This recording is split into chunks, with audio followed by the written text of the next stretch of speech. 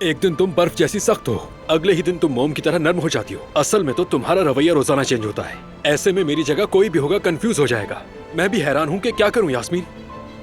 मैं बदल रही हूँ?